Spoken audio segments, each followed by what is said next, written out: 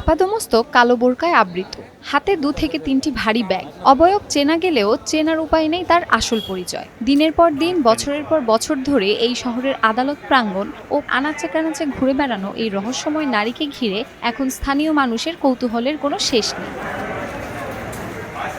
দীর্ঘ 4 থেকে 5 বছর ধরে এই নারীকে নিয়মিত দেখা যাচ্ছে রাজবাড়ী শহরের আদালত প্রাঙ্গণ, জেলা প্রশাসকের কার্যালয়, রেলগেট, আজাদী ময়দান এবং বড়পুল এলাকায়। দিনের বেশিরভাগ সময় তিনি আদালত ও প্রশাসনিক ভবনের আশেপাশে অবস্থান করলেও রাত বাড়ার সাথে সাথে শহরের বিভিন্ন প্রান্তে একাকী ঘোরাফেরা করেন। কেউ তার সাথে কথা বলতে চাইলে তিনি সাধারণত এড়িয়ে যান এবং নিজের মতো একা চলেন। দীর্ঘ 3টি বছর আমার এই কোর্টে পদার্পণ। মহিলার প্রায় দেখা যায় যে একটা মোবাইল টাইপের, কিন্তু মূলত মোবাইল না, এসে একটা মোবাইলের কাভার নিয়ে একাই কানে কী দেখি বলে, এটা আমরা আসলে আমাদের দৃষ্টিগোচর না। কিন্তু রহস্যময় মহিলা হলো কি, তার হাতে 2টো ব্যাগ থাকে অল টাইম, এবং ব্যাগকে চেক করবার গেলে সে হয়তো দূরে চলে যায়, ভয় পায়।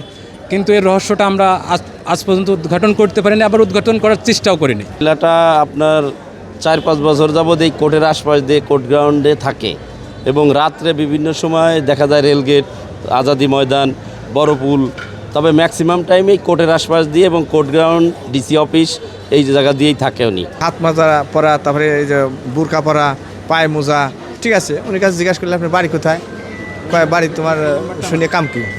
আমি কই আপনি কি গোয়েন্দার লোক নাকি? হ্যাঁ বেটা, তুই যে আমার জিজ্ঞাসা করার কিনা। ব্যাগ 3-4টা, 2টা কাঁধে 2টা হাতে, আসে কাছে খাড়া মেলা কোন দাঁড়া থাকে বলে একটা পান দিই, পানটা ব্যাগে যদি হাত দেবে যায়, হাত দেবে দেয় না, পানটা নিয়ে হয়ে পড়ে।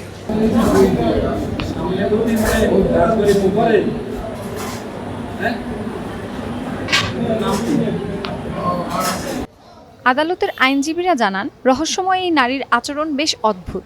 কখনো কখনো তার হাতে একটি মোবাইলের কভার দেখা যায় এবং তিনি একাই কার সাথে যেন কথা বলেন। তার কাছে বাড়ির ঠিকানা জানতে চাইলে তিনি উল্টা প্রশ্ন ছুড়ে দিয়ে বলেন, আপনি কি গোয়েন্দার লোক? এমনকি হাতের ব্যাগগুলোর কথা জিজ্ঞেস করলে তিনি তীব্র ভয় পেয়ে দ্রুত সরে যান।